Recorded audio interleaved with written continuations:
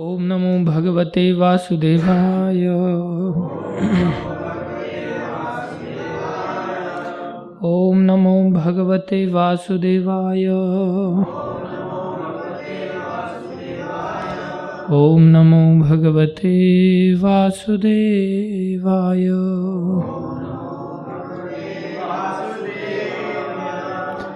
नारायणं नमस्कृत्यं नरं चैव नरोत्तमं देवीं सरस्वतीं व्यासं ततो जयमुद्धीरये। नष्टप्रायेषु भद्रेषु नित्यं भागवत सेवया भगवती उत्तम श्लोके भक्तिर्भवती नैष्ठिकी। आप सभी भक्तों का हार्दिक अभिनंदन है, स्वागत है। आज नित्यानंद त्रयोदशी का परम परम परम पवित्र दिवस है। इनकी महिमा का कौन वर्णन कर सकता है। फिर भी इनकी कृपा से थोड़ा सा चर्चा करने का प्रयास कर रहे हैं। ओम ज्ञानं तिमिरन्धस्य ज्ञानाञ्जनशलाकया चक्षुरुन्मीलितं येन तस्मै श्रीगुरवे नमः।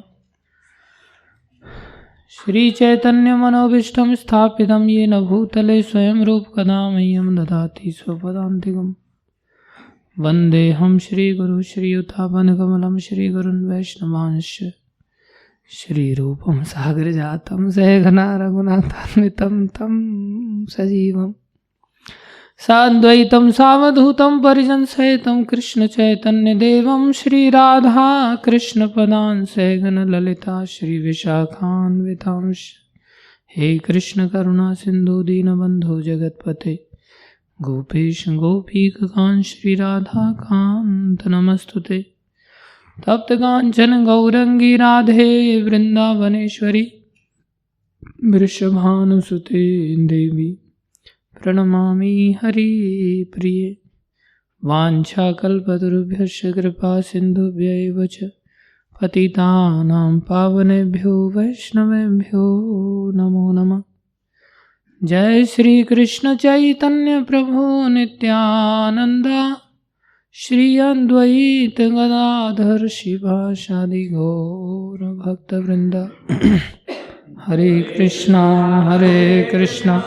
कृष्णा कृष्णा हरे हरे, हरे राम राम राम हरे हरे। हरे कृष्णा कृष्णा कृष्णा हरे हरे, हरे राम राम राम हरे हरे। हरे कृष्णा कृष्णा कृष्णा हरे हरे, हरे राम राम राम हरे हरे। गुरुवे गौरचंद्राय राधिकाय तदालये कृष्णाय कृष्ण भक्ताय तद्भक्ताय नमो नमः।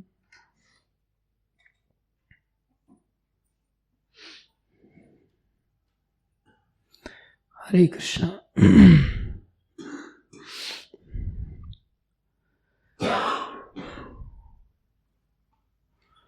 देखो, हम सब जीव अज्ञान के सागर में सदा डूबे रहने के कारण हम स्वयं को ही नहीं समझ पाते। भगवान को समझना हमारे लिए कितना कठिन होगा, हम अनुमान लगा सकते हैं। जैसे हम लोग कोई वस्तु को देखते हैं। जगमोहन प्रभु नहीं है?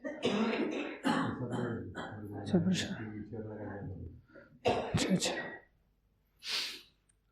हम लोग कोई चीज को देखते हैं, जैसे हमारे मन्यांशु प्रभु बैठे हुए, इनकी आंख पर चश्मा लगा हुआ है, तो ये चश्मे से चीज़ों को देखते हैं। अगर चश्मा उतार दें तो दिखाई नहीं देता। मधुसखा प्रभु हैं, वो चश्मा उतार दें तो तिलक लगाना भारी पड़ जाता है। ऐसे करके देखते, कहाँ मेरा चश्मा कहाँ है। कुछ एक भक्त लोगों को ऐसा देखा है, उनका इतना नंबर बढ़ा रहता है कि बिना चश्मे के दिखाई नहीं देता।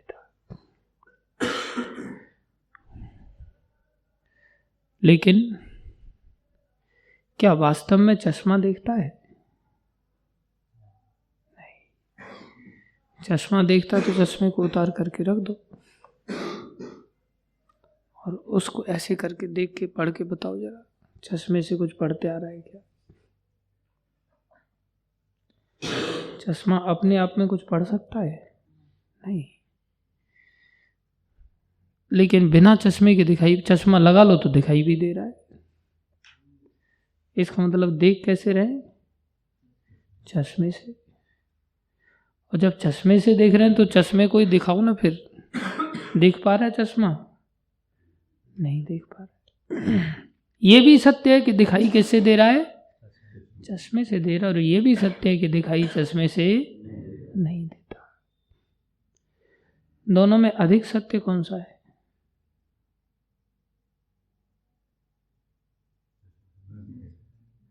चश्मे से न दिखाई देने वाला सत्य ज्यादा ग्रहणीय है। चश्मे से दिखाई देने वाले सत्य भी स्वीकार्य है, लेकिन अगर हमारे सामने दो ऑप्शन दे दिए जाए कि तुम्हें चॉइस करना है कि चश्मे का सत्य स्वीकार करना है, क्योंकि दो विरोधी बातें, चश्मे से दिखाई दे भी रहा है और चश्मे से दिखाई नहीं भी दे रहा है। ये हमारे आइज स्पेशलिस्ट हैं डॉक्टर जगमोहन प्रभु, और ये उदाहरण ले रहे थे तो इसलिए इनकी याद किया। थोड़ा सा उदाहरण हम फिर से रिपीट कर देंगे संक्षेप में आपके लिए। उदाहरण ये था कि हम लोगों को, जिनको चश्मा चढ़ जाता है, आप चढ़ा देते हैं कुछ लोगों को चश्मा, तो जिनको चश्मा चढ़ जाता है उनको चश्मे से दिखता है, चश्मे से दिखता है उनको। लेकिन ये सत्य है, चश्मे से दिखता है। बिना चश्मे के उनको कहते हैं मैं चश्मा नहीं। कई बार लोगों को बोलते आप श्लोक पढ़े, बोले चश्मा भूल गया, तो पढ़ेंगे ही नहीं, तो स्वीकार करनी पड़ती है उनकी बात। बिना चश्मे के दिखाई नहीं, तो दिखाई किससे देता है? चश्मे से। अगर चश्मे से दिख रहा है तो खाली चश्मा ही रख दो ना, तो चश्मा केवल देख पाता है क्या? बोले नहीं। ये भी सत्य है चश्मा नहीं देख पा रहा है, और ये भी सत्य है चश्मे से ही देखा जा रहा है। दोनों में से अगर एक सत्य, दो विरोधी बातें हैं, दोनों ही स्वीकार्य हैं, अनुभवगम्य है, इसके लिए कोई वैज्ञानिक प्रमाण की आवश्यकता नहीं। दोनों में से अगर ऑप्शन दिया जाए कि एक ही सत्य पर आपको चलना है, तो कौन सा सत्य स्वीकार करेंगे हम? आंख वाला। क्यों? क्योंकि मूल रूप में आंख ही देख रही है, चश्मा माध्यम है, एक एड है आंख के लिए। तो जैसे चश्मा है, ऐसे ही थोड़ा सा और अगर हम अपनी बुद्धि को सूक्ष्मता से विचार करें तो ये आंख भी नहीं देखती। आंख भी चश्मे की तरह ही एक गोलक मात्र है। आंख भी नहीं देखती, तो कौन देखता है फिर?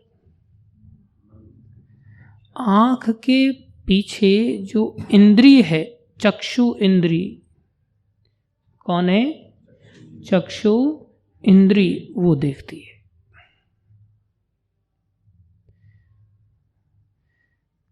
जैसे कान क्या करता है, सुनता है। जैसे कान में जब सुनाई नहीं देता तो मशीन लगाते, तो मशीन से सुनते हैं। लेकिन ये भी सत्य है, खाली मशीन रख दो सुनाई देगा उसको? मशीन एक एडेड इंस्ट्रूमेंट है कान के लिए। अर्थात वहां भी अगर ऑप्शन दिया जाए तो हम कान को ही वर्ण करेंगे, मशीन को नहीं। तो कौन सुन रहा है? मशीन के पीछे कान मुख्य रूप से सुनने का काम करता है।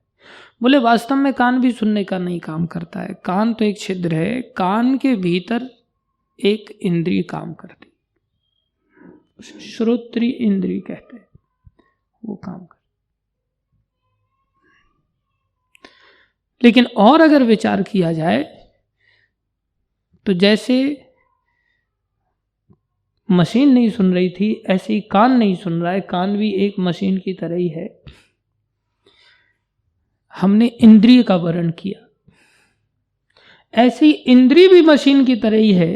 उसके पीछे वास्तव में सुनने वाला मन है, वास्तव में देखने वाला मन है, जो इंद्रियों का स्वामी है। वास्तव में कौन है पीछे? मन। और मन की भी नहीं चलती। मन अगर मिला हो इंद्रिय के साथ, जैसे आंख मिली हो चश्मे के साथ, ऐसे ही मन मिला हो इंद्रिय के साथ, इंद्रिय मिली हो आंख रूपी छिद्र के साथ, गोलक के साथ, और गोलक मिला हो चश्मे के साथ, तब जाकर के वस्तु दिखाई देती है। लेकिन इनमें एक से बढ़कर एक वस्तु का महत्व बढ़ता जाता है, ये सत्य है। लेकिन प्राय संसार में हम लोग इस तथ्य को नहीं जानते। जय राधा भगवान की जय। हम लोग इस तथ्य को नहीं जानते, नहीं पकड़ पाते।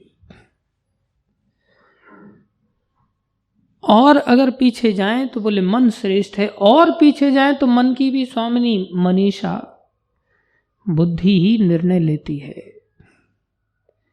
इसलिए बुद्धि ही श्रेष्ठ है। और पीछे जाएं तो आत्मा ही श्रेष्ठ है, जो एक अहंकार को पैदा करती है। जब शरीर के साथ ज्यादा अभिनिवेश हो जाता है तो एक मिथ्या अहंकार का उदय होता है, और जीव कहता है मैं देख रहा हूं। और जब शरीर के साथ अभिनिवेश नहीं होता, जैसे आंख का चश्मे के साथ अभिनिवेश हो गया, तो हम चश्मे के ऊपर पूरी तरह से निर्भर हो गए। ऐसे ही हमारी इंद्रियों का, शरीर का, आत्मा का जब शरीर के साथ अभिनिवेश हो जाता है तो मिथ्या अहंकार से युक्त होकर के चीजों को देखते हैं। यही बंधन का कारण है। आत्मा को आत्मा के स्तर से अगर देख पाए तो मंगल हो जाए। पहले लोग देखा करते थे ऐसा, जब श्रुतिधर हुआ करते थे, जो श्रुति शास्त्रों को आश्रय लेते थे। अब श्रुति शास्त्रों का, स्मृति शास्त्रों का कोई आश्रय नहीं लेता। जब नहीं लेता तो मूर्खों की कैटेगरी में आ जाते, और मूर्खों के उद्धार के लिए भगवान अवतार ग्रहण करते। और ये चैतन्य अवतार हुआ, नित्यानंद अवतार हुआ, अद्वैत आचार्य का अवतार हुआ, श्रीवास ठाकुर का अवतार हुआ, और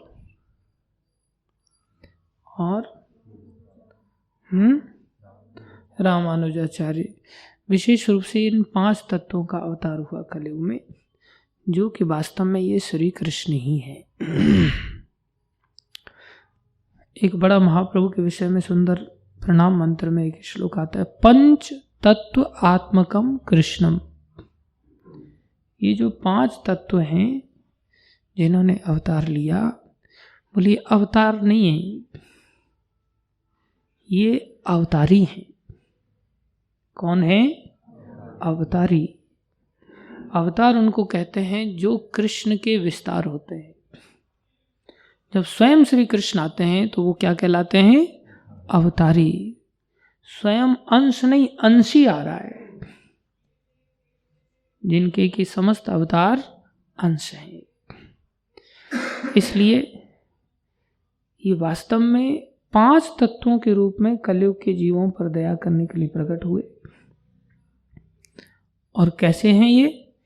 पंच तत्व आत्मकम कृष्णम, अर्थात ये 5 तत्व क्या है? आत्मकम माने आत्मा है, अर्थात आत्मा किसको कहते हैं? स्वयं को। हम क्या हैं? आत्मा। तो कृष्ण भगवान कह रहे हैं ये जो 5 तत्व हैं ये कौन है? बोले ये मैं ही हूं। ये कृष्ण की आत्मा अर्थात कृष्ण ही है। कृष्ण की आत्मा और कृष्ण अलग अलग नहीं। 5 तत्व आत्मकम कृष्णम, तो 5 तत्व क्या है? भगवान श्री कृष्ण ही है। याद रखें, ये मूल है। हम कहते हैं ना कि नारद जी के अवतार हैं श्रीवास ठाकुर, नहीं, श्रीवास ठाकुर से नारद जी आते हैं, नारद जी से श्रीवास ठाकुर नहीं आते। महाविष्णु के शिव जी के अवतार है, नहीं, उनसे महाविष्णु शिव जी आते हैं। लेकिन हम मोटी बुद्धि के तो थोड़ा अलग एंगल से समझाया जाता है। वास्तव में ये 5 तत्व क्या है? स्वयं श्री कृष्ण है। और कैसे आए हैं? स्वयं श्री कृष्ण इन 5 तत्वों के रूप में आए हैं। और किस प्रकार से 5 तत्वों को विभाजित किया है, उसमें सबसे पहले जो श्री कृष्ण स्वयं हैं भक्त रूप। कैसे आए? भक्त रूप, भक्त बन करके आए। क्या बन के आए? भक्त रूप। तो भक्त रूप, अब जैसे श्री कृष्ण हैं तो श्री कृष्ण जो स्वयं भगवान हैं उनको कहते हैं स्वयं रूप। क्या कहते हैं? स्वयं रूप। जो गोलोक वृंदावन धाम में नंद नंदन श्री कृष्ण हैं उनका नाम क्या है? स्वयं रूप कृष्ण। तो वो स्वयं रूप कृष्ण अब कौन सा रूप लिया है? भक्त रूप। किस रूप में आए हैं? भक्त रूप में आए। समझ रहे? अब उनके विस्तार होते, हमने बताया था उस दिन 2 प्रकार का भगवान विस्तार करते। कौन कौन सा? स्वयं प्रकाश, वैभव प्रकाश। तो स्वयं प्रकाश कौन बने? जो स्वयं श्री कृष्ण ही है, रासलीला में गोपियों के लिए अपना विस्तार करते। वो कौन से स्वरूप है भगवान के? स्वयं प्रकाश। और बलदेव जी कौन है? वैभव प्रकाश। बलराम जी हैं। तो यहां पर क्या हुआ? स्वयं रूप अर्थात भगवान स्वयं रूप वाले जो श्री कृष्ण है वो क्या बन के आए? भक्त रूप। 5 तत्व कृष्ण हैं, जैसे सब कुछ कृष्ण ही है, जितने भी अवतार हैं। इसलिए जो 5 तत्व विशेष हैं ये तो स्वयं कृष्ण की आत्मा, एक प्रकार से आत्मकम। 5 तत्व आत्मकम कृष्णम भक्त रूप। अब कृष्ण कैसे आए? सबसे पहले भक्त रूप में। और कैसे आए? भक्त स्वरूप। कैसे आए? और भक्त स्वरूप। भक्त रूप, भक्त स्वरूप। अर्थात भक्त स्वरूप कौन है? बोले वो नित्यानंद प्रभु है। अर्थात फर्स्ट एक्सपांशन। अब जब भक्त बन के आए तब भक्त वाला ही एक्सपांशन होगा ना। वहां स्वयं कृष्ण है तो वहां पर अलग एक्सपांशन है। वहां पर फिर वैभव प्रकाश आदि, स्वयं प्रकाश आदि अलग रूप से है। अब यहां जब एक्सपांशन होगा तो भक्त रूप से होगा। तो कैसे हो रहा है भक्त रूप से अवतार? फिर एक्सपांशन में सबसे फर्स्ट एक्सपांशन क्या है? भक्त स्वरूप। कौन है? नित्यानंद प्रभु। फिर आगे भक्त अवतार, अब और एक्सपांशन हो रहा है आगे। तो बोले अद्वैत आचार्य वो किस रूप में आए, अब जो महाविष्णु हैं वो किस रूप में आए, भक्त अवतार। अवतार हैं वो, लेकिन कैसे आए हैं, भक्त बन करके, इसलिए क्या कहलाते हैं, भक्त अवतार। समझ में आया? अभी और एक्सपांशन हो रहा है। क्या एक्सपांशन हुआ, बोले भक्त आख्यम, अर्थात अब सीधे भक्त आएंगे, जो भक्त ही हैं। कौन है भक्त, बोले वो नारद जी हैं। किस रूप में आए हैं, श्रीवास जी। वास्तव में श्रीवास के एक्सपांशन नारद जी हैं। तो वो भक्त हैं। वो कौन है, भक्त हैं श्रीवास, स्वयं भक्त हैं। भक्त अवतार अलग, भक्त स्वरूप अलग और भक्त रूप अलग। भक्त रूप कौन, श्री कृष्ण। भक्त स्वरूप कौन, एक्सपांशन हुआ, नित्यानंद प्रभु। भक्त अवतार एक्सपांशन हुआ, अद्वैत आचार्य। भक्त रूप सीधे भक्त बने, अब कौन है, श्रीवास ठाकुर। अब बोले ये सब भक्त वाला हिसाब किताब चल रहा है। अब जैसे श्री कृष्ण है तो श्री कृष्ण है, अच्छी बात है, वो शक्तिमान है। तो शक्तिमान की शक्ति क्या है, बोले अभिन्न है वो एक प्रकार से। ऐसे ये सब एक्सपांशन हुए तो इनकी शक्ति क्या है, बोले सब जगह तो भक्त घुसे हुए, तो इन सब की शक्ति कौन है, भक्त शक्ति कम। राधा रानी भी अब आई, जो कृष्ण की शक्ति है, वो किस रूप में आ रही है, भगवान जब भक्त रूप में आ रहे हैं तो वो किस रूप में आ रही है, भक्त शक्ति का, भक्त शक्ति के रूप में। तो गदाधर पंडित कौन है, भक्त शक्ति राधा रानी। सभी भक्तों की जीवन प्राण है, भक्तों की शिरोमणि। ये 5 तत्व, ये 5 अवतार, इनमें ये सब के सब कृष्ण ही। इसलिए ये जो अवतार हुआ, ये अवतार नहीं, क्या है, अवतारी हैं। कौन है, अवतारी हैं। सब मूल कृष्ण, इनको अलग अलग नहीं किया जा सकता। इसलिए 5 तत्व की आराधना एक साथ करते हैं।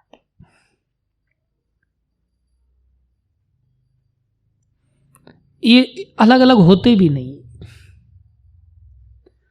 महाप्रभु के बिना नित्यानंद प्रभु नहीं रह सकते, नित्यानंद प्रभु अद्वैत आचार्य के बिना नहीं रह सकते, अद्वैत आचार्य नित्यानंद प्रभु के बिना नहीं रह सकते, श्रीवास ठाकुर नहीं रह सकते, गदाधर पंडित नहीं रह सकते। क्योंकि ये सब क्या है, कृष्ण आत्मकम, स्वयं कृष्ण ही है, कृष्ण के अतिरिक्त और कुछ नहीं।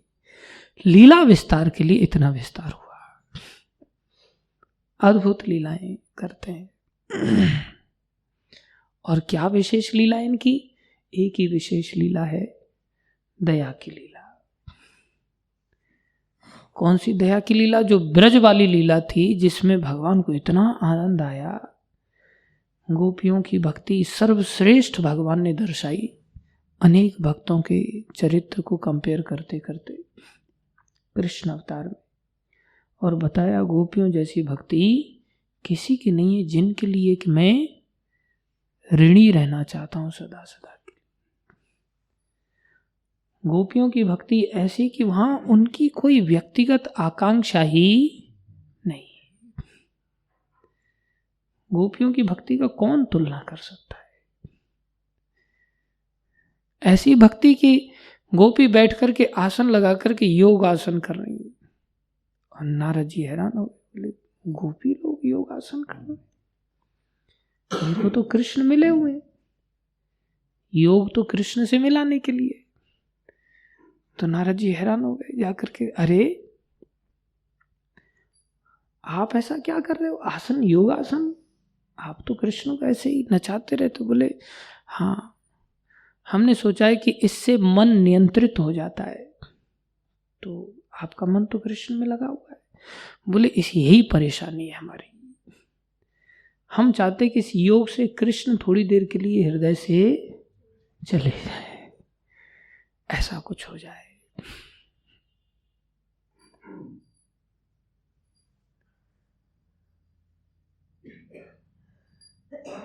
ऐसा कुछ हो जाए। ये मन ने खाना पीना सोना जागना सब दूबर कर दिया हमारा। अब दिनचर्या हमसे होती नहीं, शरीर का चलाना कठिन हो गया है, इसलिए ऐसा कुछ किया जाए। इसके चलते हम योग कर रहे हैं, जबकि कृष्ण नहीं है कई बार सामने उपस्थित, फिर भी मिलन में भी कृष्ण का अनुभूति साक्षात, विरह में भी कृष्ण की अनुभूति साक्षात। बोले विरह में कैसे अनुभूति होती है? बोले विरह में अनुभूति होती है, संसार में भी उदाहरण देते आचार्य। बोले जल बसे कुमुदनी, चंद्र बसे आकाश, जो जाके हृदय बसे, सो ताही के पास। कुमुदनी इतनी दूर से खिल जाती है जब चंद्र का उदय होता है, चंद्रमा इतना दूर से खिला देता है। ऐसे ही जब हम किसी का हृदय में चिंतन करते हैं तो व्यक्ति उससे दूर नहीं है, वो सदा उसके पास ही है। कृष्ण सदा गोपियों के हृदय में रहते हैं, इसलिए कृष्ण गोपियों के सदा ऋणी रहना चाहते हैं। दुनिया तो कृष्ण से आनंद लेती है, कृष्ण के आनंद की स्रोत गोपियां हैं, और गोपियों में भी राधा रानी सर्वश्रेष्ठ है। तो कृष्ण को ऐसा आनंद आया ये, और कृष्ण ने इस आनंद को लॉक कर दिया एक तिजोरी में, बड़ा सा ताला लटका दिया। बोले ये सबके लिए नहीं, ये सबके लिए नहीं, बाकी सबके लिए ऐश्वर्य भक्ति आती है।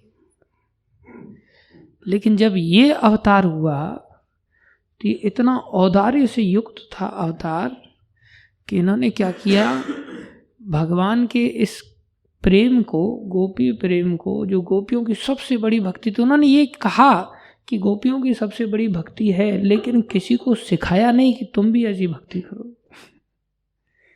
गोपियों की भक्ति का उपदेश कहीं भगवान ने दिया नहीं है कि भक्ति गोपियों वाली अगर करनी है तो ऐसे कर सकते हो, वो किसी को आइडिया नहीं था। जब ये अवतार हुआ तो इसमें क्या किया, बोले जो गोपियों वाली भक्ति है उसका ताला तोड़ा इन पंचतत्वों ने, और पूरा वो लूट लिया। जो गोपियों का प्रेम रूपी तिजोरी था भक्ति का, उसको लूटा, और जो दिखाई दिया उसको खुला बांटने लग गए। चोरी तो किया, लेकिन ये चोरी ऐसी नहीं थी जो संसार में हम लोग करते हैं और अपने पास रख लेते हैं। इन्होंने क्या किया, इस कृष्ण प्रेम को, जो गोपियों वाला प्रेम था, गोपियों वाला कृष्ण प्रेम, उन्होंने संसार में जो दिखाई दिया, जो ब्रह्मा और शिव के लिए भी दुर्लभ था, वो इन्होंने पात्र और स्थान का विचार किए बिना कि किसको देना है किसको नहीं देना है, कहाँ देना है कहाँ नहीं देना है, ये दोनों ही विचारों का त्याग करके इसको खुला लुटाया। और जब लुटाया तो चमत्कार क्या हुआ, ये लुटाने से तिजोरी में जो प्रेम था वो घटा नहीं, वो बढ़ता चला गया। और जब वो बढ़ा और इन्होंने लुटाया तो अवतार काल में ये गोपियों वाली भक्ति का तूफान आ गया।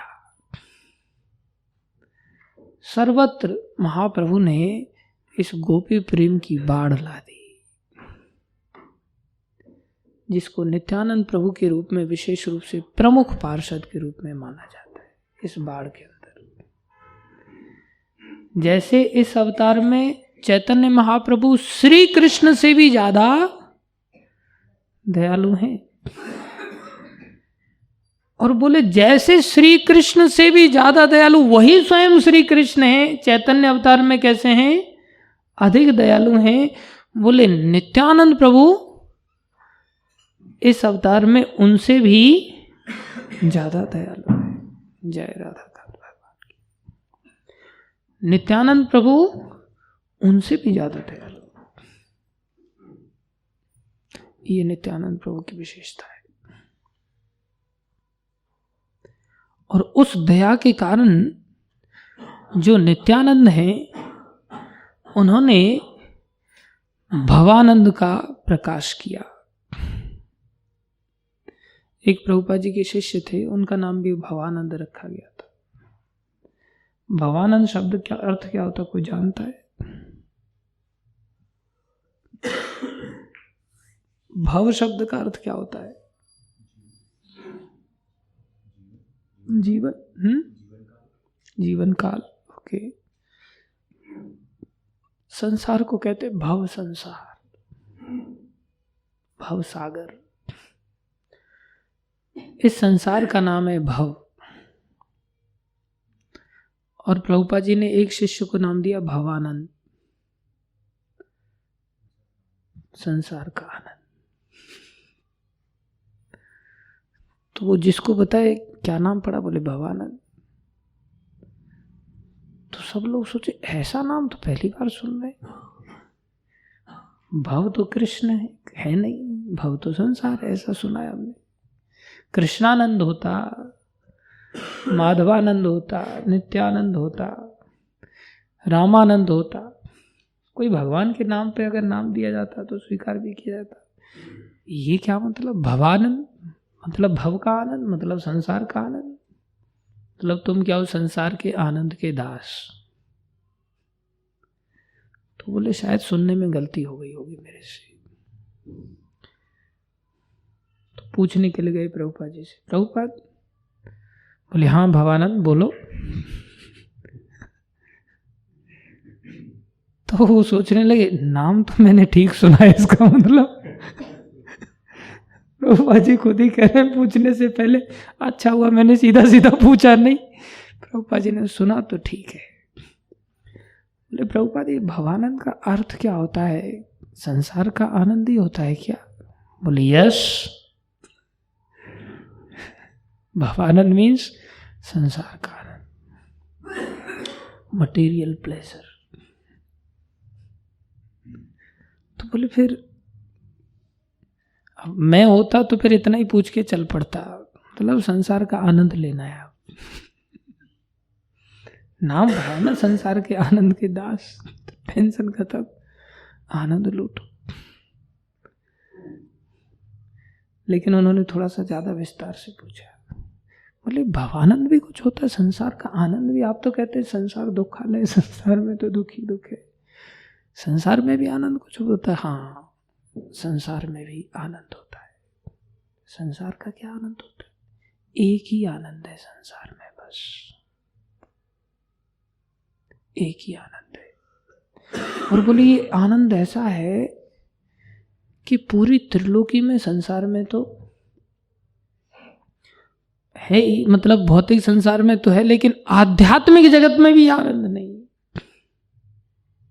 कैसी विचित्र बात है। ऐसा विशेष आनंद है संसार में। बोले तो तुच्छ? बोले नहीं, ये तुच्छ वाला आनंद नहीं। आध्यात्मिक जगत में जो आनंद नहीं है वो यहाँ है एक प्रकार से, अर्थात वो दिव्य आनंद है। ये भौतिक आनंद है जो वास्तव में दुख रूपा है। बोले नहीं, ये उससे भी श्रेष्ठ है। तब थोड़ा सा उसको शांति मिली, मतलब नाम थोड़ा कुछ विशेष है। बोले प्रभुपाद समझा नहीं मैं। बोले संसार में जो आध्यात्मिक जगत में भी आनंद नहीं है, उससे भी बढ़कर यहाँ आनंद है। उसको कहते हैं संसार के प्रचार का आनंद, भक्ति के प्रचार का आनंद, जो आध्यात्मिक जगत में नहीं। वहां कोई किसी को प्रचार नहीं करता, जरूरत ही नहीं है। वहां प्रचार का वो नहीं है, जुनून नहीं। चर्चा कृष्ण कथा तो वहां भी होती है, लेकिन वो कृष्ण कथा आनंद के लिए है, करुणा के रूप में नहीं है। बोली यहाँ करुणा के रूप में कृष्ण कथा कही जाती है भक्तों के द्वारा। बोली ये जो आनंद है ये आध्यात्मिक जगत में भी नहीं, ये आनंद यहीं मिलता है। इस आनंद के लिए नरसिंह भगवान का प्रस्ताव प्रहलाद महाराज ने ठुकरा दिया। बोले हम वैकुंठ जाके क्या करेंगे, यहाँ जीवों की दशा हमसे देखी नहीं जाती, हम यहीं रह के प्रचार करेंगे। ऐसा नरसिंह भगवान को मना कर दिया। वैकुंठ तो कभी भी चले जाएंगे, टिकट कंफर्म है, हम यहाँ प्रचार करेंगे। तभी ना भगवान श्री कृष्ण ने भी गीता में कहा है कि मुझे प्रचारक से ज्यादा प्रिय न कोई था, न कोई है, न कोई होगा। लेकिन होना चाहिए सच्चा प्रचारक। अब कोई अपने जैसा कपटी बन करके व्यवहार करेगा तो संसार की प्रतिष्ठा पा सकता है, लेकिन कृष्ण का प्रिय नहीं बन सकता। कृष्ण के प्रिय बनने के लिए और विशेष रूप से महाप्रभु का प्रिय अगर बनना है तो नित्यानंद प्रभु का आश्रय लेना पड़ेगा। नित्यानंद प्रभु के बिना कोई उपाय नहीं।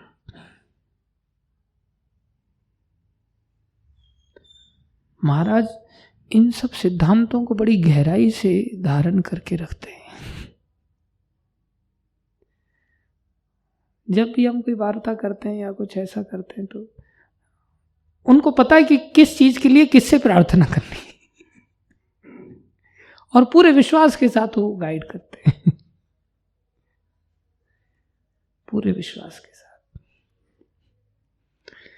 हमारा तो दिमाग काम नहीं करता। जब कभी पढ़ते हैं, पढ़ते पढ़ते पढ़ते पढ़ते तब कभी दिमाग में बात बैठती है, हाँ इसलिए महाराज इसके लिए कहते हैं कि आप नित्यानंद प्रभु की शरण में जाओ, हरिदास ठाकुर की शरण में जाओ, पंच तत्वों की शरण में जाओ, श्रीवास ठाकुर की शरण में जाओ, षड गोस्वामियों की शरण में जाओ, फिर प्रभुपाद जी की शरण में जाओ।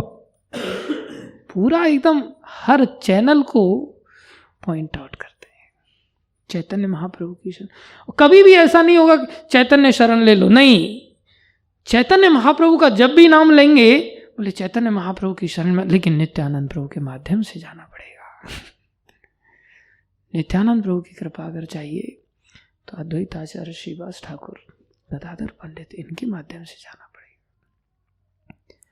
फिर परंपरा के माध्यम से जाना पड़ेगा, प्रभुपाद जी के माध्यम से जाना पड़ेगा। सीधे नहीं जा सकते।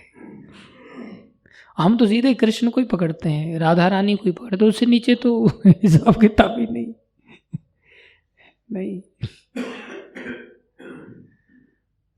महाप्रभु ने, अभी हम नित्यानंद प्रभु की चर्चा कर रहे हैं, तो नित्यानंद प्रभु को यहाँ पर भवानंद का उदय होने जा रहा है। नित्यानंद प्रभु ही भवानंद की पराकाष्ठा है।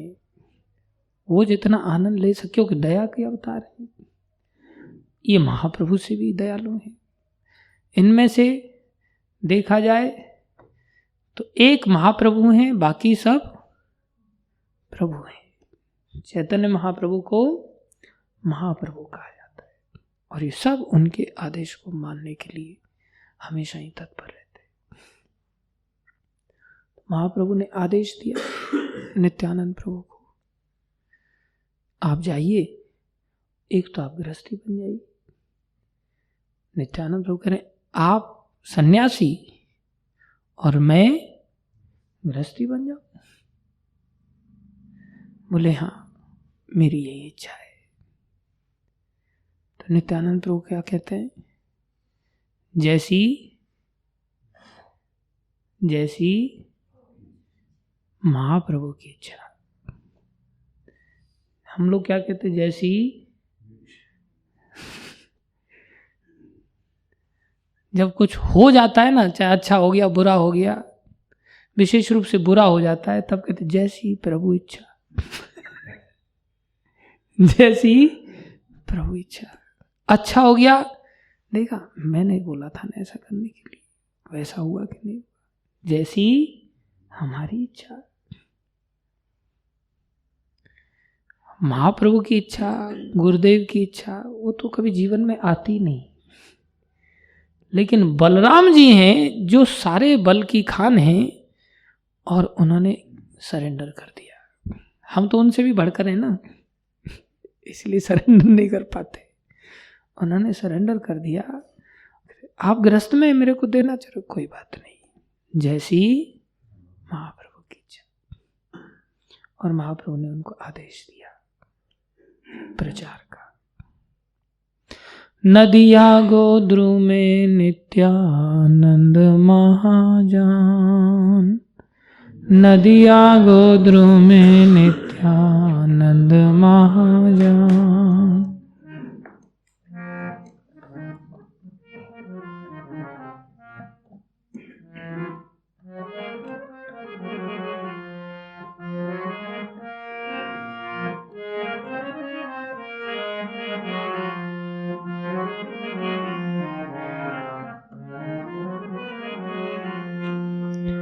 नदिया गोद्रु में नित्यानंद महाजान, नदिया गोद्रु में नित्यानंद महाजान। पतियाचे नाम हट जीवेर कारण, पतियाचे नाम हट जीवेर। नदिया गोद्रु में नित्यानंद महाजान, नदिया गोद्रु में नित्यानंद महाजान। पतियाचे नाम हट जीवेर कारण, पतियाचे नाम हट जीवेर कारण। नदिया गोद्रु में नित्यानंद महाजान, नदिया गोद्रु नित्यानंद महाजान। श्रद्धावान जन है, श्रद्धावान जन है, श्रद्धावान जन है। प्रभुर आज्ञा भाई मांगी यही भिक्षा, प्रभुर आज्ञा भाई मांगी यही भिक्षा। बोलो कृष्ण भजो कृष्ण करो कृष्ण शिक्षा, बोलो कृष्ण भजो कृष्ण करो कृष्ण शिक्षा। नित्यानंद प्रभु आज्ञा मिला, आप जाओ और अब हरि नाम की योग का धर्म को ध्यान में रखते हुए प्रचार करना चाहते हैं। हरि नाम के माध्यम से ही प्रचार होगा। तो नित्यानंद प्रभु का आदेश मिला, आप नदिया में चले जाइए, वहां जाकर के प्रचार कीजिए। साथ में हरिदास ठाकुर को भी भेजा। हरिदास ठाकुर नामाचार्य हैं और नित्यानंद प्रभु स्वयं बलराम जी हैं। कैसे आनंद में तो सदा ही डूबे रहते हैं। जैसे एक भजन है ना,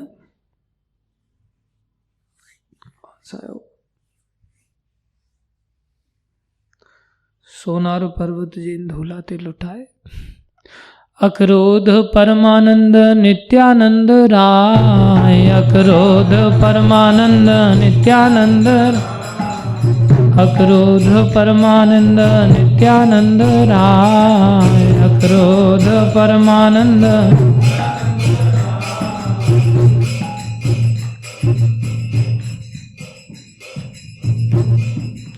नित्यानंद प्रभु कैसे हैं? जिनको क्रोध नहीं आता। कैसे बन गए हैं? दया के अवतार है ना, इसलिए क्रोध नाम की चीज नहीं है। कहाँ चला गया भाई वो भजन? अक्रोध परमानंद नित्यानंद राय, अक्रोध परमानंद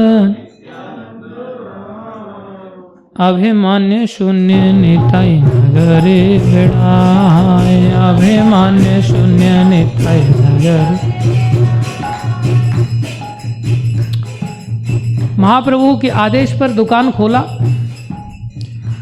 भक्ति विनोद ठाकुर भी लिखते हैं, भाई बड़ी खुशखबरी है। क्या खुशखबरी है? कह रहे हैं, बड़ो सुखेर खबर गाय, बड़ो सुखेर खबर गाय, बड़ो सुखेर खबर गाय। सुरभि कुंजेते नामेर हट खोले छे, सुरभि कुंजेते नामेर हट खोले छे। कौन खोल रहा है? नाम हट नाम की दुकान कौन खोल रहा है सुरभि कुंज में? खोदा निताय, खोदा निताय, खोदा निताय, खोदा निताय, खोदा निताय, खोदा निताय, खोदा निताय, खोदा। खुद नित्यानंद प्रभु खोल रहे हैं ये दुकान। और दुकान पर महाप्रभु ने तो कहा कि भाई इस प्रकार से भीख मांग करके लोगों से हरि नाम बुलवाना। तो दुकान पर ही सीमित नहीं है। नित्यानंद प्रभु अभी जा रहे हैं नगर में। क्या कह रहे हैं यहाँ? अक्रोध परमानंद नित्यानंद राय, अक्रोध परमानंद नित्यानंद। अभिमान्य शून्य निताई नगरे विणाय, अभिमान्य शून्य निताई नगर। याद रखो, क्रोध कब आता है? जब हृदय में अभिमान होता है। अभिमान ही ऐसी दीवार है जिससे कोई शब्द टकराता है तो क्रोध का रूप ले लेता है। जब दीवार ही नहीं है तो क्रोध कहां से आएगा? नित्यानंद प्रभु का यह अवतार ऐसा हुआ, और क्रोध में क्या भन भन भन भन होता है, पूरा नाग बन जाता है आदमी। ऊपर से ऐसा लगता है कि हाँ ये तो छोटा सा ही मुंह है इसका, और जैसे ही क्रोध आता है तब देखो उसका मुंह एकदम ऐसे हो जाता है, कितना फैल जाता है उसका क्रोध। ऐसी लोभ आता है ना, तब लोभ का कंपैरिजन अजगर के साथ किया जाता है। ऐसा लगता है इतने से मुंह में इतनी बड़ी चीज कैसे घुसाएगा ये। लेकिन अजगर की खासियत तो जब चीज को पकड़ लेता है ना तो देह बढ़ता जाता है, बढ़ता जाता है, बढ़ता जाता है, बढ़ता जाता है, पूरी चीज अंदर निकल लेता है। फिर चाहे चल फिर ना पाए लेकिन निगल पूरी लेगा। ये ऐसा ही खतरनाक स्थिति बन जाती। महाप्रभु के इस मिशन में नित्यानंद प्रभु, जो कि स्वयं बलराम जी हैं, जो स्वयं भगवान हैं, उन्होंने भगवत्ता का अभिमान छोड़ दिया। भगवत्ता का अभिमान छोड़ दिया। भक्त स्वरूप बनकर के आ रहे हैं और क्या स्थिति दर्शा रहे हैं? अभिमान्य शून्य, जिसके चलते कोई क्रोध आता ही नहीं। अक्रोध परमानंद नित्यानंद राय, अक्रोध परमानंद अभिमान्य शून्य निताई नगरे विणाय, अभिमान्य शून्य निताई। नगर में जा रहे हैं। और नगर में कहाँ जा रहे हैं? वैसे तो महाप्रभु ने आदेश दिया है, जारे देखे तारे कहो कृष्ण उपदेश। जो दिख जाए उसको ही कृष्ण उपदेश देना। क्या है कृष्ण उपदेश? महाप्रभु ने दिया है, बोले ऐसा बोलना कि भाई तुम कृष्ण बोलो,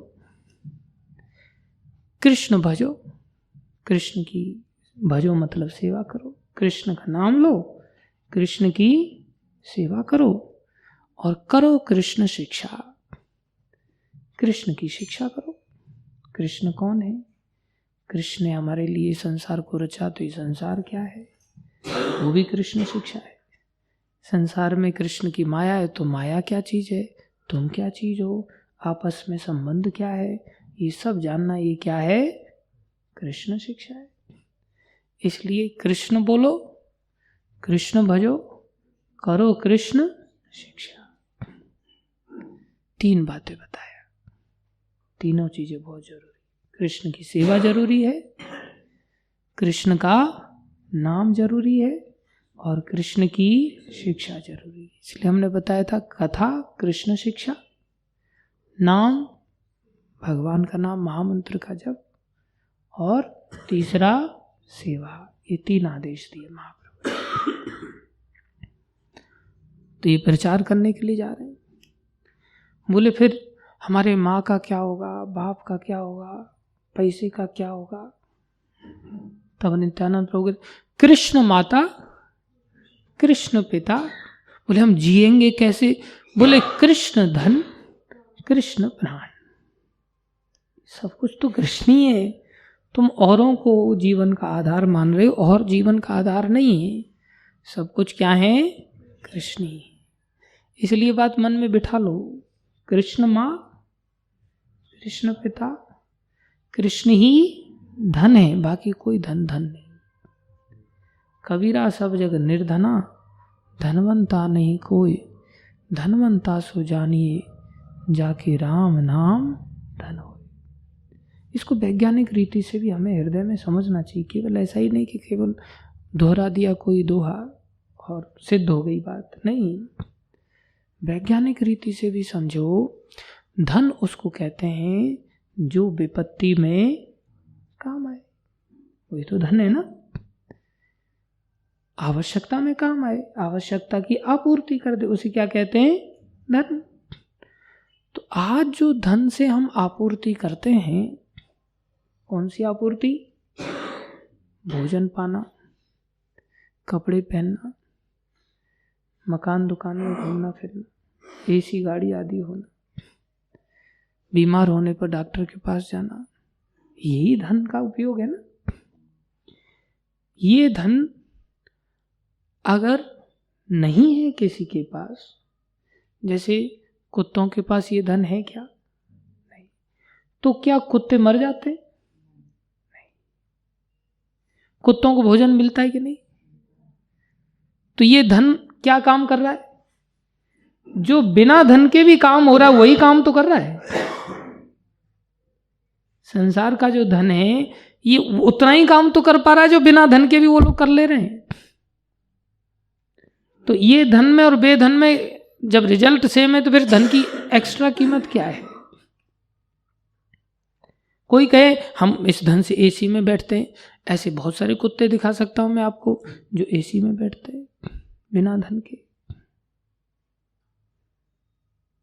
हमने बताया था देहरादून में एक व्यक्ति आया, गाड़ी चालू छोड़ दी उसने, घंटे तक गाड़ी चालू रही हमारे आश्रम के बाहर। हमने पूछा उसको गाड़ी क्यों चालू है? बोले 2 कुत्ते बैठे हुए हमारे उसमें, उनको गर्मी लग रही। देहरादून के टेम्परेचर में गर्मी लग रही है कुत्तों को। मैं मन में सोच रहा था अपनी औकात नहीं है इतनी यार। कभी हम कहीं गाड़ी से जाते हैं तो भक्त लोग गाड़ी बंद कर देते हैं हमारे लिए, वो गाड़ी कोई चालू नहीं छोड़ता कि भाई प्रभु जी को गर्मी लग रही होगी। हमें बंद करवाना पड़ता है, हमें टेंशन होता है, लेकिन कुत्ते के इन बच्चों को टेंशन नहीं। देखो कितने ऐसे कुत्ते दिखा सकता हूँ मैं आपको जो मर्सिडीज जैसी बड़ी गाड़ी में फ्रंट सीट पे बैठते हैं और शीशा नीचे करके देखते हैं दूसरे हम जैसे लोगों के पास। ये कैसे कुत्ते की तरह भटक रहे हैं यहाँ? दिखा सकता हूँ मैं आपको।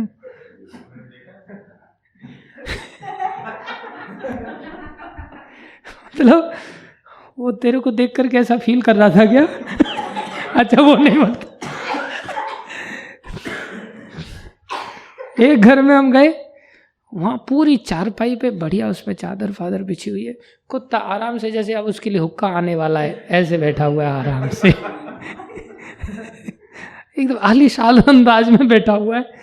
मैं सोच रहा हूँ कि यार क्या इसकी पुण्य कर्म। और वही किसके घर पे पता है? एक भक्त के घर पे जो 16 माला जप करते हैं उनके घर पे ऐसे कुत्ता बिठा रखा है। मैं सोच रहा हूँ देखो भक्तों के घर में वास तो कितनी भक्ति करने के बाद मिलता है। इसको देखो हर चीज का उसका अरेंजमेंट है बढ़िया। तो जो चीज हम धन से पा रहे हैं क्या कुत्ता नहीं पा रहा है बिना धन के? तो ये धन हमारा कौन सा विशेष काम आ रहा है?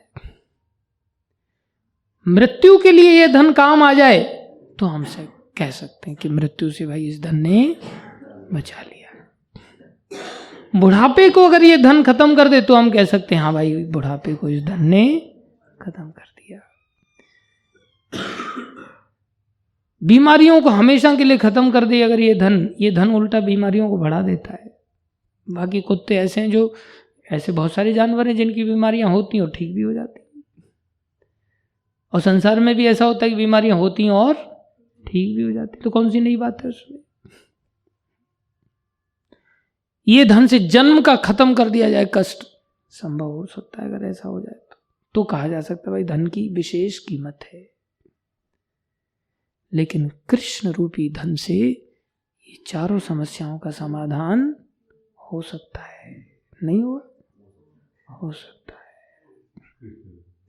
कृष्ण रूपी धन ऐसा है। इसलिए नित्यानंद प्रभु, ये केवल कहने की बात नहीं है, अनुभव गम्य बात है, लेकिन हमारी खोपड़ी में तो बिना देखे पढ़े H2O = वाटर घुस गया है ना। इसलिए संसार की जो बातें जो हमने कभी एक्सपेरिमेंट की नहीं, वो घुस चुकी हैं अच्छी तरह से, और भक्ति की बातें अंदर घुसती नहीं, घुस नहीं पाई।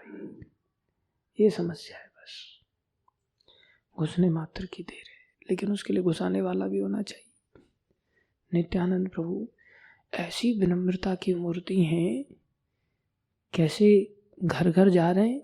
महाप्रभु ने तो कहा जा रे देखे तारे। कृष्ण प्रचार की टेक्निक देखो नित्यानंद प्रभु की। हम लोग अगर प्रचार करने के लिए जाएंगे तो 50 चीजें सोचेंगे कि इसको बिल्कुल बेसिक से कैसे लेकर के चलें, इसके लिए कौन सा कोर्स करें, कौन सी पुस्तक दें, और कौन सा सेमिनार करें, इसको कहाँ बुलाएं, कैसी व्यवस्था बनेगी, प्रसाद खिलाएंगे, ऐसा करेंगे वैसा करेंगे, दुनिया भर का दिमाग में घुमाते। और नित्यानंद प्रभु हरिदास ठाकुर दोनों जाते महाप्रभु का आदेश का हूबहू पालन करते। कैसे पालन करते? जो दिखाई देता उसको। कैसे पालन करते? नगर में जाते एक एक घर के दरवाजे को बैल करते, खटखटाते, और घर वाला बाहर निकलता, हाँ भाई बोलो। बोले बोलो नहीं, आप बोलो। बोले क्या बोले? आप कृष्ण बोलो। बस हो गया प्रचार। इतना ही टेक्निक बस। एक बार महाराज सुना रहे थे अपनी ये बात, बोले प्रभुपाद जी ने ऐसा बताया कि प्रचार करना चाहिए। तो बोले मैं टैक्सी से आ रहा था, तो मैं टैक्सी वाले को बोले बोल भाई हरे कृष्णा बोल। तो चुप, अरे हरे कृष्णा बोल। वो चुप बैठा हुआ है, बोलता क्यों नहीं हरे कृष्णा बोल? पीछे ही पड़ गया उसके। तो वो भी चिढ़ गया, बोले क्यों बोलूं मैं हरे कृष्णा, मैं मुसलमान हूं। महाराज बोले ठीक है मत बोला, बोल तो दिया तूने।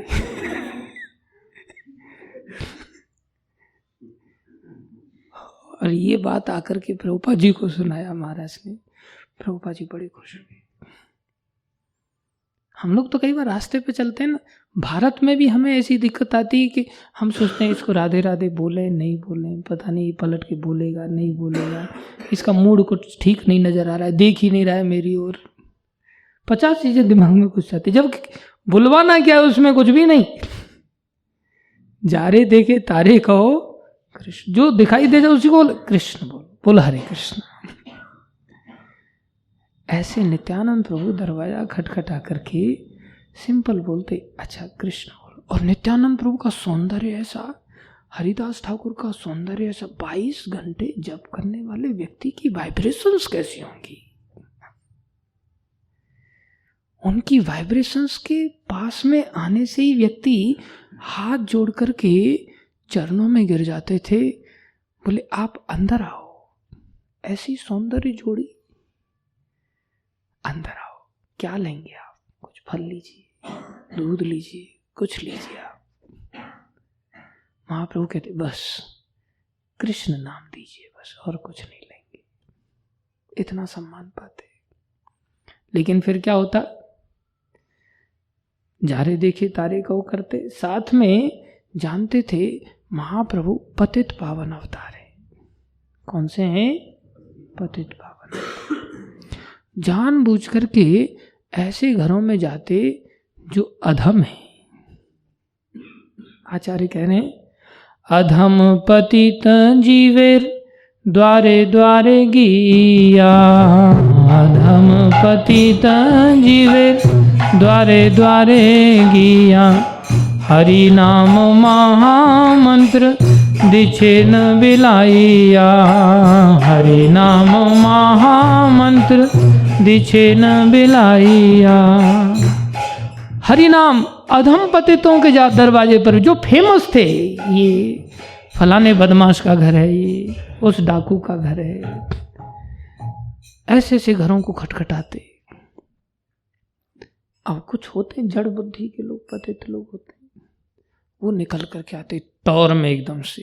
कई बार आप पुस्तक वितरण करने के लिए जाओ तो बहुत सारे लोग धड़ाक से दरवाजा बंद कर लेंगे, एकदम से आ गए ये लोग, हरे कृष्णा। ऐसे लोगों के दरवाजे पर भी जाकर के खटखटाते, और अभिमान तो है ही नहीं। वो बलराम जिन्होंने रोमहर्षण सूत को खाली तिनके से ही फेंक करके मार दिया था, तिनके से। किस बात को लेकर के? बोले कथा कर रहे थे, बलराम जी तीर्थ यात्रा करते करते उनकी कथा में पहुंचे, देखा सब लोग खड़े हो गए, और ये व्यासासन पे बैठने वाला व्यक्ति, जो शास्त्र के अनुसार कहा है कि व्यासासन वाले व्यक्ति को खड़े होने की जरूरत नहीं है, लेकिन औरों के सामने जरूरत नहीं, लेकिन बलराम तो स्वयं भगवान है। बोले मैं आया, मेरे सामने खड़ा नहीं हुआ, इसकी ये मजाल, सीधा तिनका लिया फेंक के मारा, वही राम नाम सत्य हो गया। वो बलराम जी जो नहीं खड़े होने पर भी बोले धर्मध्वजी बन रहा है, बेवकूफ, अकल है नहीं, मेरा सम्मान नहीं कर रहा, कथा क्या कर रहा है।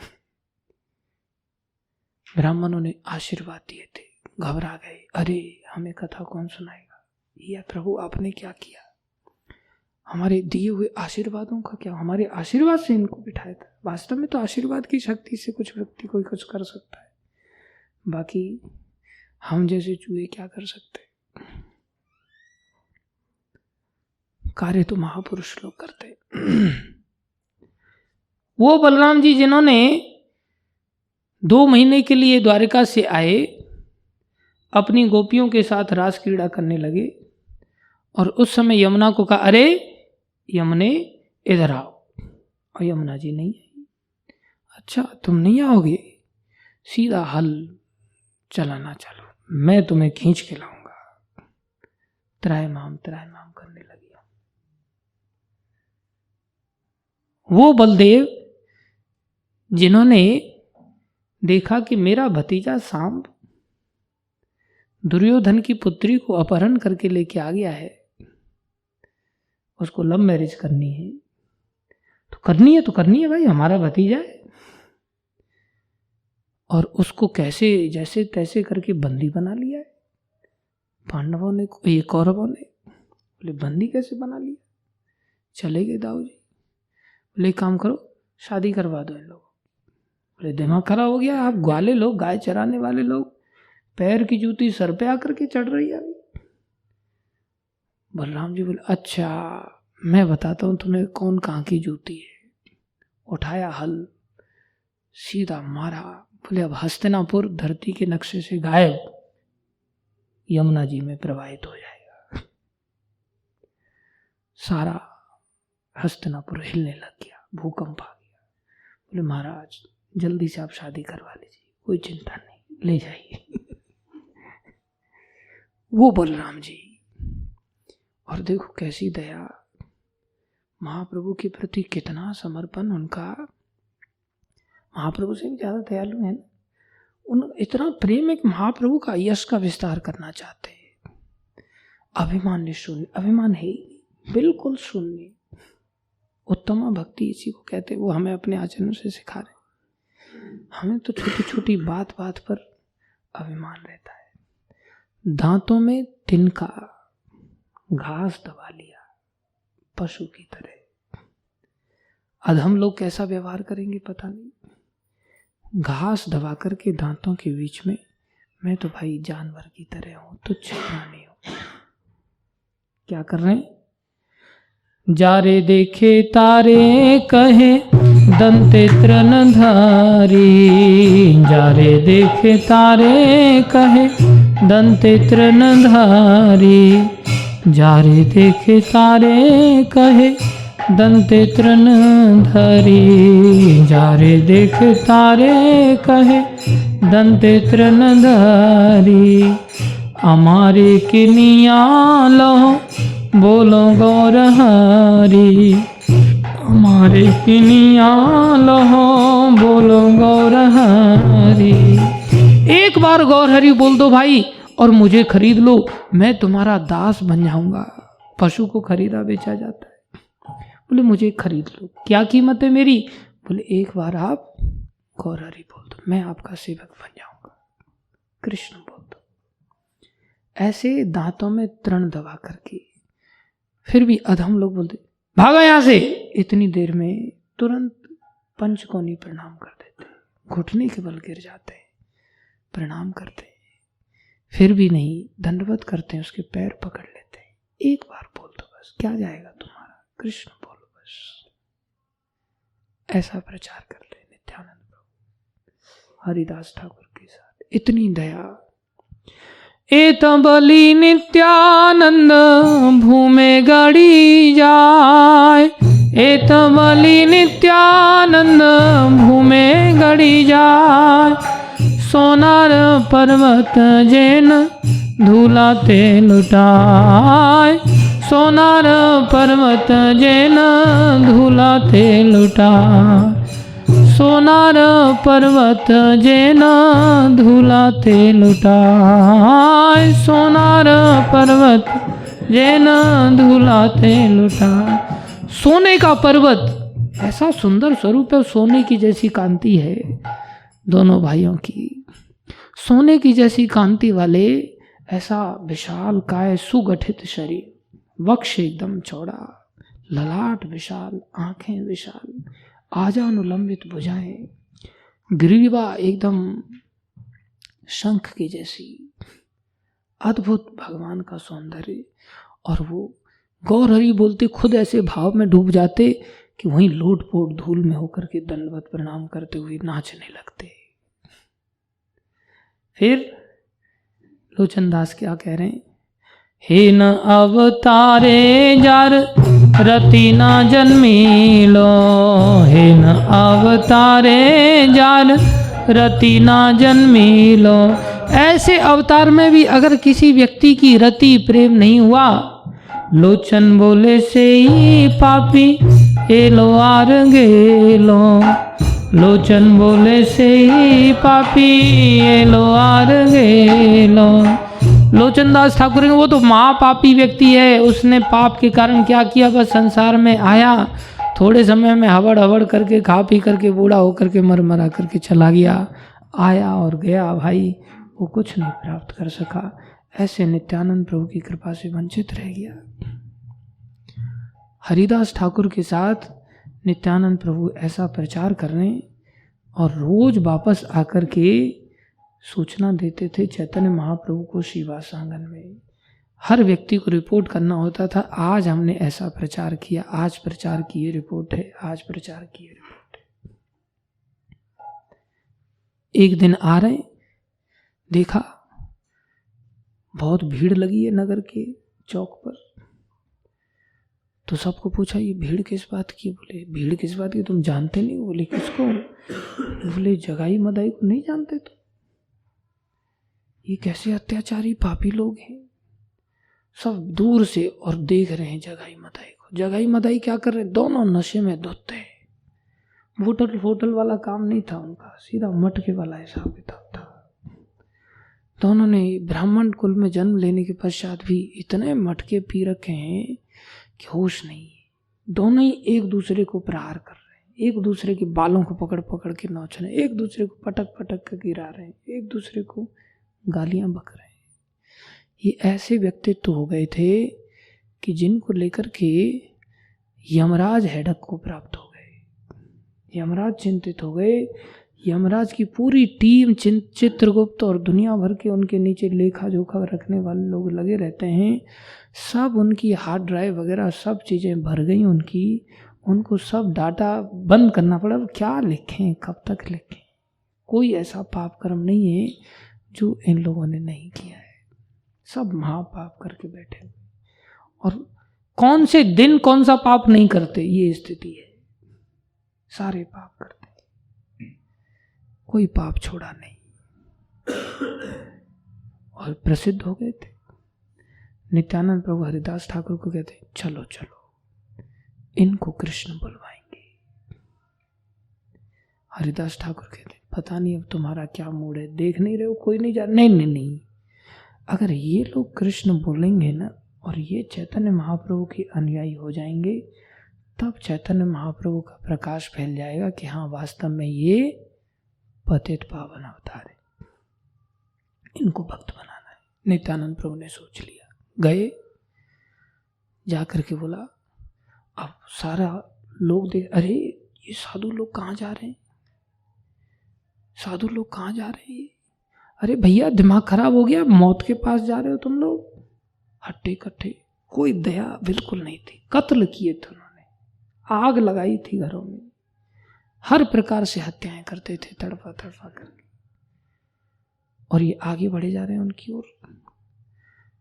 ऐसा वर्णन आता है कि जो नास्तिक लोग थे ना, जो भगवान में नहीं मानते थे, वो भी भगवान से प्रार्थना कर रहे हैं कि इनको बुद्धि दो, ये बेचारे मौत के मुंह में जा रहे हैं, फिदायीन हमला करने जा रहे हैं, मरेंगे। नास्तिक लोग भगवान से प्रार्थना कर, लेकिन ये काम रुके, चले गए। भैया कृष्ण बोलो। तो पहली बार इनके कान में कोई आवाज गई बाहर से, बाकी तो इनकी आवाज दूसरों के कानों में जाती थी, चीत्कार की आवाजें जाया करती थी इनके कानों, बड़े खुश होते थे। आज कोई ऐसी आवाज गई जैसे कोई इनसे बात करने वाला है, तो इतना तिल मिला गए दोनों भाई। देखा इधर घूर घूर करके दारू के नशे में थे, बोले तुम हमारे सामने मुंह खोलोगे, तुम्हारा मुंह खोलने का दुस्साहस, वो भी हमारे सामने। भागे उनके पीछे। जब भागे तो नित्यानंद प्रभु ने देख लिया ये तो दाव उल्टा पड़ रहा है, तो नित्यानंद प्रभु सोचे चलो हम भी भाग लेते हैं। तो नित्यानंद प्रभु भी भागे, इधर हरिदास ठाकुर भी भागे, दोनों लोग भागे। और दोनों थोड़े हट्टे कट्टे उस प्रकार से नहीं जैसे जगाई मदाई मोटे ताजी हैं, ये दुबले पतले। इनके पीछे जगाई मदाई नशे में धुत होकर के कहाँ गया कहाँ गया कहाँ गया, और नगर की गलियों में घूमते घामते इनको चकमा दे करके पास में ही श्रीवास ठाकुर की कुटिया थी, वहां पर घुस गए अंदर। और धड़कनें तेज हो गई, भागते भागते हरिदास ठाकुर, दिमाग खराब हो गया मेरा, जो मैं इस धूर्त के साथ आ गया, ये तो जब देखो तब मेरे प्राण संकट में डालने के लिए बैठा रहता है, बस क्या जरूरत थी वहां जाकर के आग में हाथ डालने की। चले थे प्रचारक बनने के लिए, मरवाओगे खुद मरोगे। नित्यानंद प्रभु कहते हाँ मेरी गलती है, मेरा ही दोष निकालो। बोले और किसका दोष था? बोले उनका दोष था जो महाप्रभु ने आज्ञा दी हमें जारे दे के तारे को, उनके बारे में आपको बोलो, कुछ बोलना है तो। वो खुद ही पतित पावन बन करके अवतार लिए, हमें बोल दिए कि भाई पतित पावन का अर्थ है उद्धार करना पतितों का। मैंने क्या गलती की? उनका नाम हटा दो उनका वहां से, मेरा दोष निकाल रहे हो। दौड़ करके गए, रिपोर्ट करना था। तो श्री हरिदास ठाकुर जाकर के, महाप्रभु बैठे हुए हैं, अद्वैत आचार्य बैठे हुए, श्रीवास ठाकुर बैठे हुए, पार्षद अन्य लोग बैठे हुए। बोले आज जगाई मदाई से बच गए, सांस ले रहे हैं हल्की हल्की से। जैसे ही श्रीवास ठाकुर ने सोचा जगाई मदाई, अरे बाप, जगाई मदाई के साथ प्रचार करने के लिए गए। बोले हाँ ये अवधूत है ना, ये ले गया था, मैं नहीं गया था, ये ले गया था जगाई मदाई के पास। जगाई मदाई इतना भयानक, जगाई मदाई उनके साथ ये ले गए थे। बोले हाँ। इधर अद्वैत आचार्य सुने, अद्वैत आचार्य आश्चर्य में डूब गए। बोले तुम इनसे अपेक्षा ही क्या कर सकते हो, और ये तो है ही व्यक्ति ऐसे। बोले क्या मतलब? बोले वो शराब के नशे में और ये भी नशेड़ी। ये हरि नाम के नशे में। तो नशेड़ी तो दूसरे नशेड़ी के पास ही जाएगा ना, इनसे और क्या अपेक्षा करोगे तुम। बोले भाई मैं क्या बताऊं आचार्य, रोज का मेरा बहुत प्राण संकट में रहते हैं, आज की बात नहीं। बोले रोज का क्या मतलब। बोले ऐसी स्थिति बन जाती है ना निगल सकते ना उगल सकते। बोले क्या। बोले आए दिन ये श्रीमान जी गंगा जी में छलांग लगा देते और वहां मगरमच्छ को जाके गले पकड़ लेते और मगरमच्छ को गले लगा करके बोलते बोलो कृष्ण बोलो। जा रे देखे तारे कहो कृष्ण। मगरमच्छ को देखते हैं और उसको पकड़ लेते हैं, उसको बोलते तो कृष्ण बोल। अब मेरी सांसें रुक जाती हैं, मैं सोचता हूँ वापस जाकर के अब मैं इनको बचाने के लिए कूदूं या इनको समझाऊं, क्या करूं, समझ नहीं आता। पता नहीं भगवान ही इनकी रक्षा करते हैं, मेरे भी प्राण संकट में आ जाते हैं। और इनका क्या ठिकाना, इनका तो मूड ही अलग रहता है। बहुत सारे घाट पर स्त्रियां आती हैं स्नान करने के लिए, लड़कियां आती हैं स्नान करने के लिए, सीधे चले जाते हैं उनके पास। और कोई सुंदर सी लड़की दिखती है उसको, तो मेरे से शादी करेगी, कर ले शादी मेरे से। और वो जाकर के अपने घर पे जाके शिकायत लगाती है, घर वाले डंडा लेकर के आते हैं। तब तक ये श्रीमान जी गायब हो जाते, लोग मेरे को पकड़ लेते। बड़ी मुश्किल से मैं प्राण बचा करके रोज मैं वापस पहुंच पाता हूं। अब मेरे बस की बात नहीं है इनके साथ प्रचार करना, लेकिन प्रेम इतना हरिदास ठाकुर का, फिर भी जोड़ी तो बनी हुई। शाम को रोज तू में होती है, दिन भर थोड़ी तू में होती है, फिर सुबह में निकल पड़ते दोनों एक साथ प्रचार के लिए। महाप्रभु ये सारा दृश्य सुन करके महाप्रभु बड़े प्रसन्न हो रहे, मुस्कुरा रहे। कृष्ण कथा चल रही है वहां, कृष्ण लीला चल रही। फिर दूसरा दिन आया, नित्यानंद प्रभु टू डू लिस्ट निकालते, कल का काम रह गया था जगाई मधाई, पहले उधर ही जाएंगे। उधर बोले हाँ आज उद्धार करके ही रहेंगे, आज जाएंगे उधर ही जाएंगे, देखते हैं क्या करेंगे वो लोग, जो होगा देखा जाएगा। चलो भैया मरना ही लिखा है मेरे नसीब में, तो क्या कर सकते, चलो चल पड़े। जाकर के पहुंच गए, बोले आप ही बात करना, मैं नहीं बात करूंगा। बोला ठीक है मैं ही बात करूंगा। हरिदास ठाकुर ने, मैं पीछे रहूंगा। जाकर के पहुंचे, फिर देखा इन लोगों ने नशे में धुत थे। बोले कृष्ण बोलो। इधर मदाई घूर घूर के देख रहा है, जगाई घूर घूर को देख रहा है।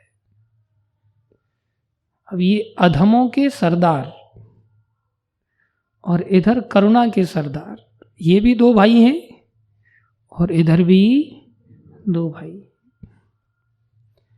इनमें से नित्यानंद प्रभु हरिदास ठाकुर के साथ पहुंचे, बोलते हैं कृष्ण बोलो।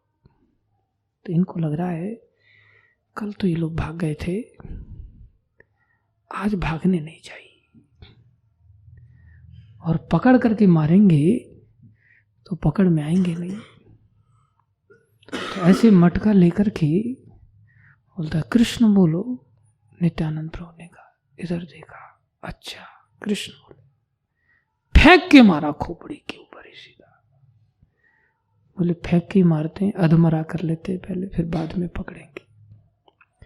फेंक के मारा, नित्यानंद प्रभु का सर पे आघात हुआ। हरिदास ठाकुर भागे, तुरंत श्री कृष्ण चैतन्य महाप्रभु को सूचित किया। महाप्रभु एकदम से प्रकट हो गए आवेश में, और इधर नित्यानंद प्रभु बोले क्या मेरे नित्यानंद पर प्राण आघात किया, आज वो बच नहीं पाएगा। महाप्रभु भागे, महाप्रभु के प्राण हैं। इधर नित्यानंद प्रभु कह रहे हैं कोई बात नहीं, तुमने मार लिया, अब कृष्ण बोल दो। इतना सुनते ही मदाई को फिर क्रोध आया। इधर जगाई विचित्र आश्चर्य में डूब गया नित्यानंद प्रभु की कृपा से। जगाई सोचा, यार आज तक कोई ऐसा आदमी नहीं देखा, बहुतों को मारा, बहुतों को पकड़ा, लेकिन ये ऐसा विनम्रता की मूर्ति, ऐसी विनम्रता इससे पहले कभी नहीं देखी। उसका पत्थर हृदय पिघल गया नित्यानंद प्रभु के इस दया को देख करके। कोई बात नहीं, कृष्ण को दूसरा मारने चला था, अरे रुको मत मारो, बेचारे के खून बह रहा है पहले से, हमारा क्या, उसको तो क्रोध भी नहीं आ रहा है, कुछ नहीं बोल रहा है।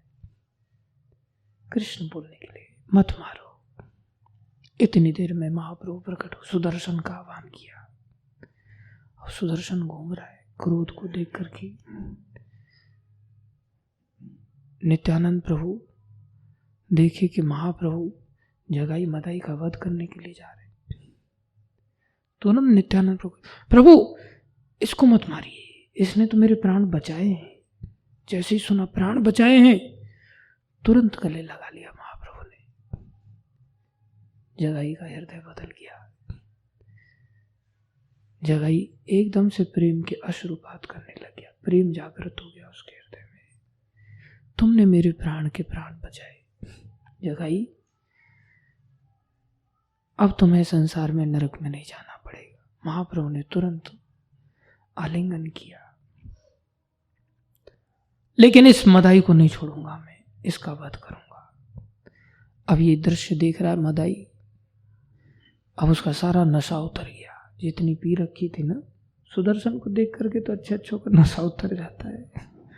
धुनाई होती है तो नशा फिर नीचे आ जाता है।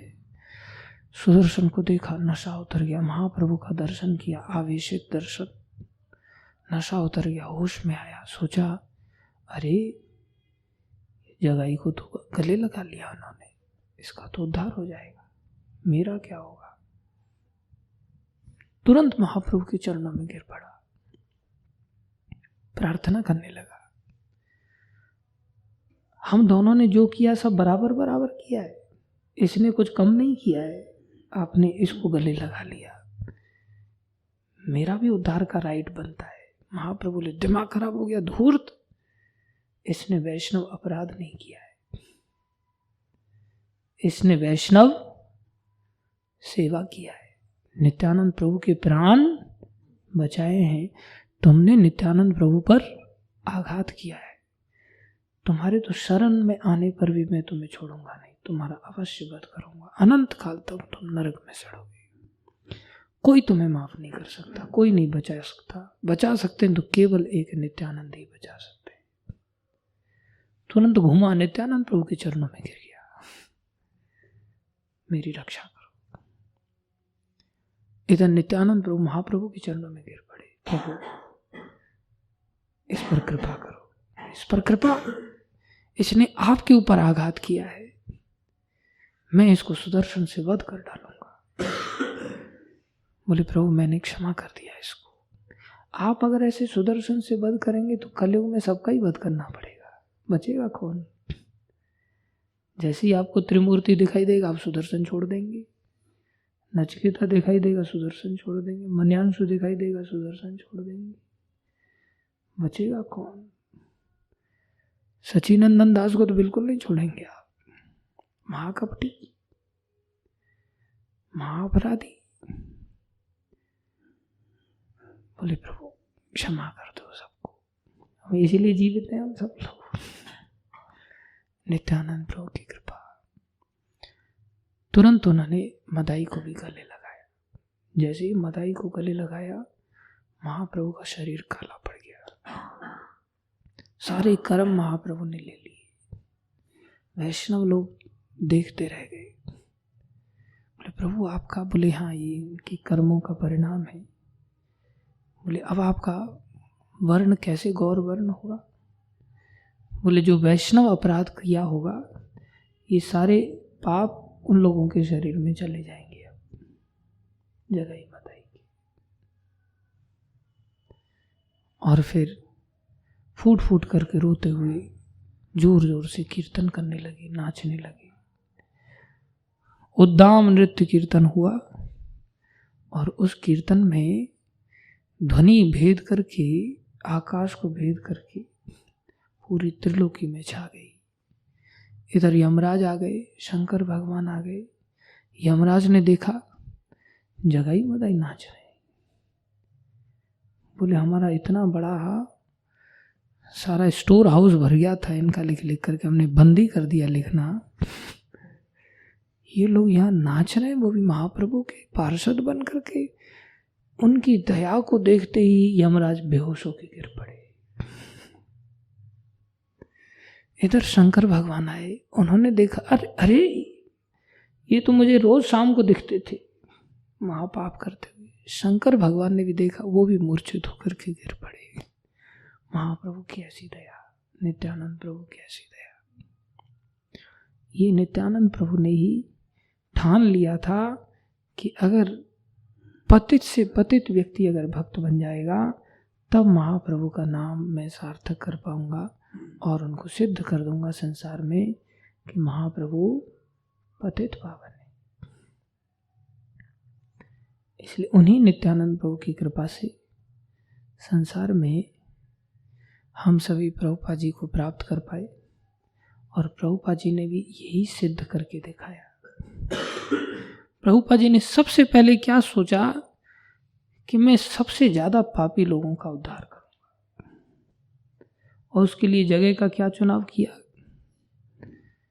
बोले जहां कोई ऐसा पाप ना हो जो नहीं होता हो, वो जगह थी न्यूयॉर्क, जहां सबसे बड़े पापियों के सरदार खुली छूट दे रखी थी उनको, हिप्पी लोगों को, कि आप खुला पाप करो, आपके ऊपर कोई रेस्ट्रिक्शंस नहीं।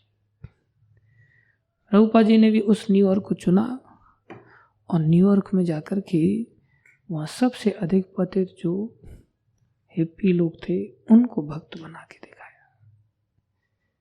इससे पता चलता है कि प्रभुपाद जी नित्यानंद प्रभु के कितने सच्चे कृपा पात्र हैं। प्रभुपाद जी ने भी पतितों का उद्धार करके दिखाया। लेकिन अगर हम लोग पतित न मानने के कारण, हैं तो पतित ही हम, लेकिन हम स्वीकार नहीं करते अपने आप को, स्वीकार कर लें तो हमारा नंबर भी पहले लग जाए। हम अपने आप को महान समझते हैं, इसलिए नित्यानंद प्रभु की कृपा से हम वंचित रह जाते हैं। इसलिए हम सभी को प्रभुपाद जी का कृपा पात्र बन करके नित्यानंद त्रयोदशी के इस अवसर पर अपने जीवन में विचार करना चाहिए कि भक्ति कितनी अनमोल है, नित्यानंद प्रभु की कृपा पाना कितना आवश्यक है, और अगर अभी भी प्राप्त नहीं हो पाया तो फिर कभी प्राप्त नहीं हो सकता। फिर तो भाई ब्रह्मा जी के एक दिन में भगवान अनंत अवतार लेते हैं, लेकिन मूल स्वयं श्री कृष्ण ब्रह्मा जी के एक दिन में केवल एक ही बार आते, वो भी 28वें चतुर्युग में 7वें मनवंतर के। और महाप्रभु भी 28वें चतुर्युग में जैसे श्री कृष्ण आते हैं द्वापर युग के अंत में 7वें मनवंतर में, वो दोबारा नहीं आते, बाकी कृष्ण के अवतार आते हैं, स्वयं कृष्ण नहीं आते। महाप्रभु भी उसी 28वें चतुर्युग के कलयुग में आते हैं, वो भी एक ही बार आते हैं, उसके बाद नहीं आते। इसलिए अगर ये महाप्रभु की कृपा का अगर ये चांस गया, नित्यानंद प्रभु की कृपा का अगर चांस गया, तो फिर 7 मनवंतर तो इसी कल्प के बचे। फिर अगला ब्रह्मा जी की सृष्टि होगी अगले दिन में प्रलय होने के बाद, फिर उसमें 6 मनवंतर बीत जाएंगे, क्योंकि महाप्रभु से बच गए ना तो बाकी अवतार भी आके हाथ खड़ा कर देंगे ना, भाई हमारी बस की बात नहीं है इन लोगों के लिए, हम किसी अवतार में अपना उद्धार नहीं करा पाएंगे। इसलिए जैसे तैसे करके आश्रय लेना है और इस परंपरा का आज्ञाकारी बनना है। आज्ञा पालन करते करते अगर कभी फिसल गए तो भी घबराने की जरूरत नहीं। गेंद की तरह बनना पड़ेगा।